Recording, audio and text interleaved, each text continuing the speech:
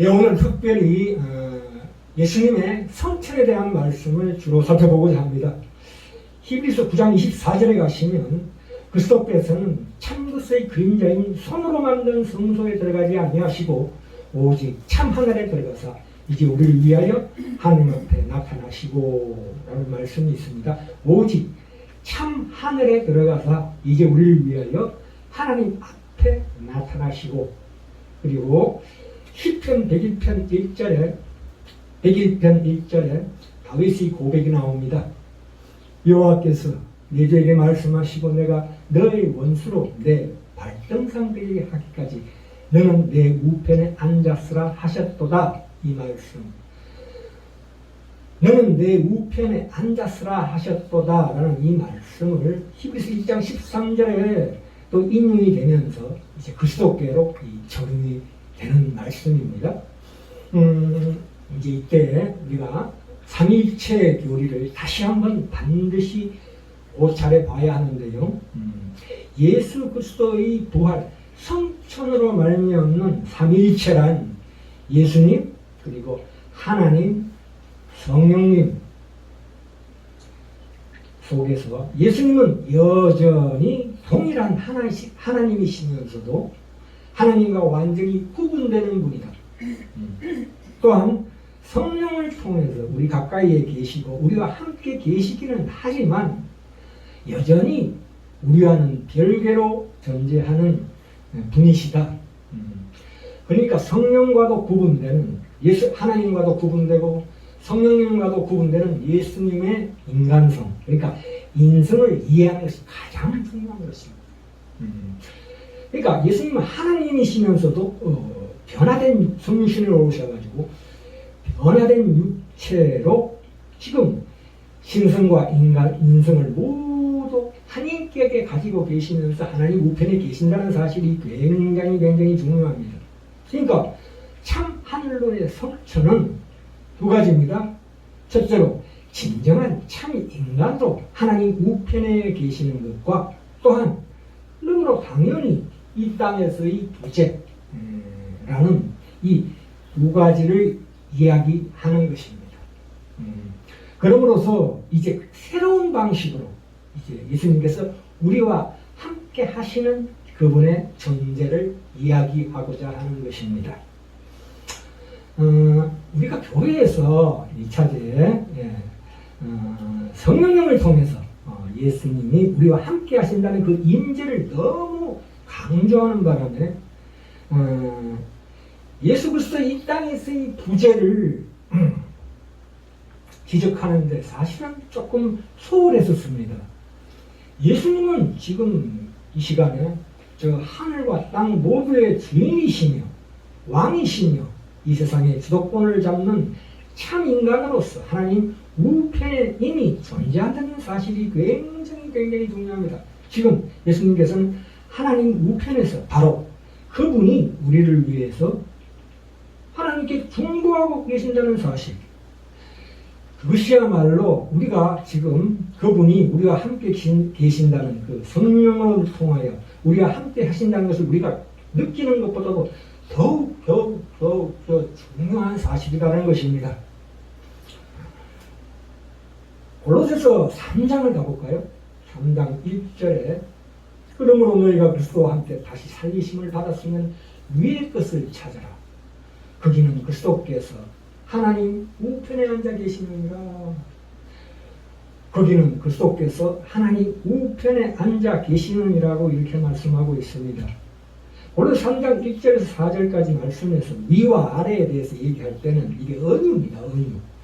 그러니까 우리가 예를 들어보자면 하나님 올라간다고 해서 위층으로 올라간다는 뜻은 아니거든요. 물론 그것도 포함이 되지만 보다 더 기쁜 것은 하나님 올라간다는 것이 그렇게 이해하시면 안 된다는 거지요. 단순히 땅으로부터 몇 미터 더 올라가는 것을 의미한다고 생각하는 것은 큰 잘못입니다. 이 성천의 신비는 말 그대로 상상할 수 없는 신비입니다. 성경이 하늘과 땅에 대해 얘기한다는 것은 같은 시공간 연속체 안에 있는 서로 연결된 두 개의 지역에 대해 얘기하는 것이 아닙니다. 또한 영적으로만.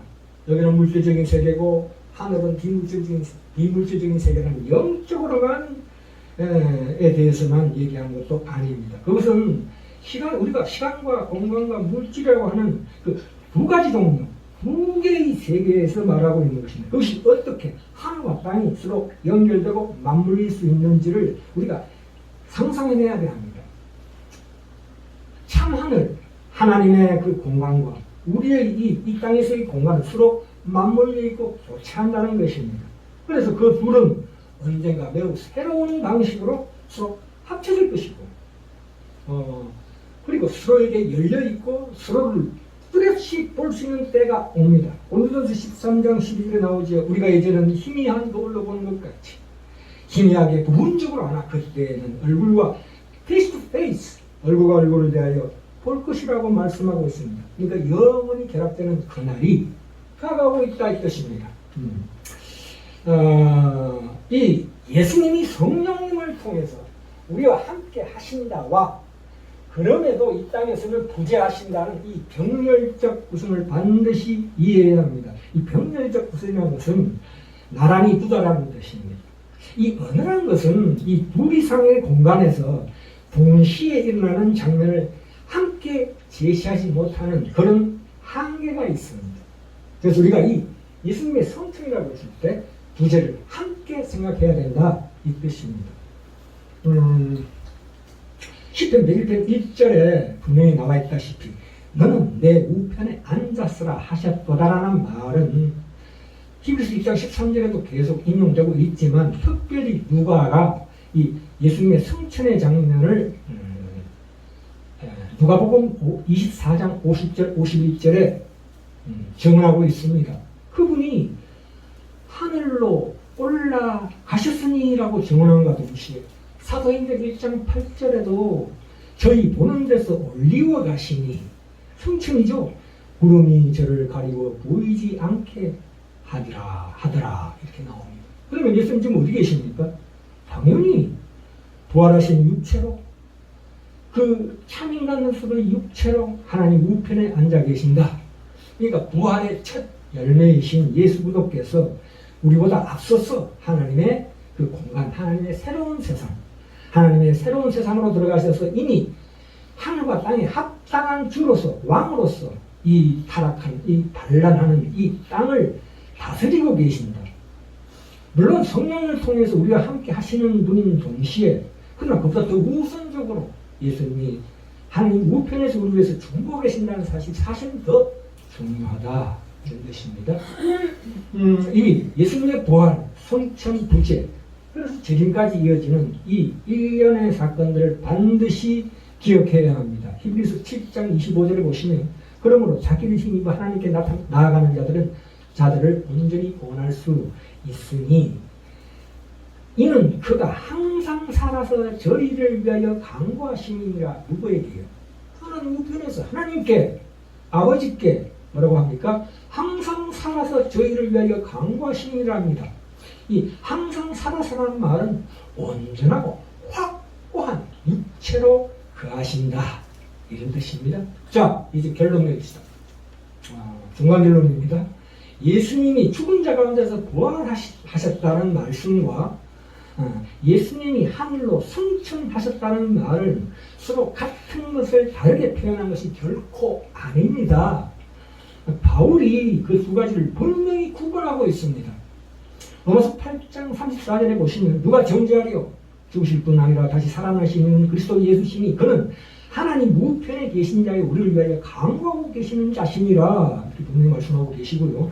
에베소서 1장 20절 하반절에 하나님의 능력이 그를 죽은 자 가운데서 다시 살리시고 하늘에서 자기 오른편에 앉히사 이렇게 말씀하고 있고요. 21절에 그리하여 또 만물을 그 발 아래 복종케 하시고 그의 머리로 주셨느니라 이렇게 말씀하고 있습니다. 요한의 경우도 마찬가지로 그 두 가지를 확실하게 별개의 사건으로 봅니다.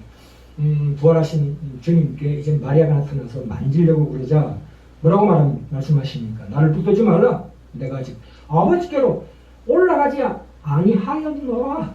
성천하지 아니하였노라. 만지지 말라. 이렇게 말씀하고 있는 그러니까 이 부활과 승천은 물론 서로 밀접하게 연관되어 있기는 하지만 우리 서두에 계속 말씀드렸다시피 매우 다른 영역입니다. 그렇게 다른 역할을 한다 이런 뜻입니다. 그런데 이럴 때 우리가 어떤 오해가 생기냐 하면 첫 번째로 예수님이 하늘로 올라가셨다 할 때 그걸 문자적으로 봐서 단지 수직적 이륙이 아니냐 생각하는 것은 잘못된 것입니다. 왜냐하면 대우주적인 견해로 볼 때, 넓게 우주를 볼 때 위로 올라간다는 것은 다시 말해서 밑으로 하강한다는 얘기가 되는 것이죠. 그건 오류가 발생하는 것입니다. 또 하나, 예수님이 부활 후에 성도 가운데서 영적으로만 존재하게 되었다고 주장하는 것은 그렇다면 그 다음에 오는 재림에 대해서 얘기하는 것이 애매모호해집니다. 단지 우리가 영적으로 같이 한다는 사실을 우리가 어디서나 하나님 느낄 수 있다는 것보다 더 중요한 것이 예수님 재림이죠. 그렇게 우리가 반드시 이해합니다.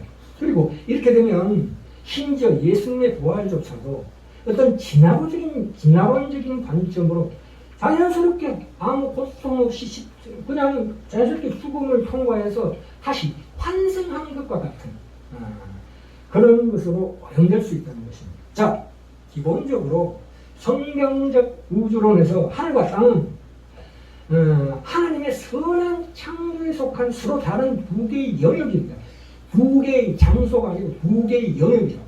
하나님의 선한 창조, 옛 창조도 하나님의 선한 창조요, 새 창조도 하나님의 선한 창조, 그 두 가지 영역을 얘기하고 있습니다. 그러니까 이 하늘이라는 것은 참 하늘에 두 가지 특징이 있는데요. 첫째, 하늘은 땅과 접하고 있기 때문에 하늘에 있는 존재는 동시에 이 땅에 어느 곳에서도 존재할 수 있다는 것입니다. 성천이라는 것을 특정 지점에서 특정 지점으로 옮긴다고 생각하시면 안 됩니다. 두 번째로, 하늘은 말하자면 땅의 통제실이에요. 사무실이에요. 지시가 내려지는 질서라는 것입니다.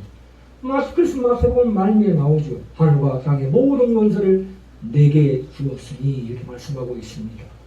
다시 한번, 참인간이신 예수님이 부활한 육체의 상태 그대로 하늘에 있다고 하는 생각은 우리에게 참으로 충격으로 다가오는데요. 단지 하나님께서 이 땅에 오셨을 때 신으로 오셨다가, 아니 신성을 버리고 인성으로 오셨다가 다시 인성을 버리고 신성으로 가셨다는 그 잘못된 오류를 우리가 반드시 바라봐야 합니다. 그러나 그보다 더 큰 이유가 있습니다. 우리 문화가 영적이다, 비물질적인 실존, 죽고 나서 가는 영적인 비물질적인 실존을 지나치게 강조하는 바람에 헬라의 플라톤주의라든가 또는 동양의 신비주의적이고 몽환적인 종교의 영향을 너무 많이 받아가지고 자꾸 이 성천과 부재를 이해하지 못하는 그런 지경에 처해 있다 이 뜻입니다. 마지막으로 고린도후서 4장을 보시면, 고린도후서 4장에 가시면 질그에서 담긴 보배라는 말씀이 나옵니다.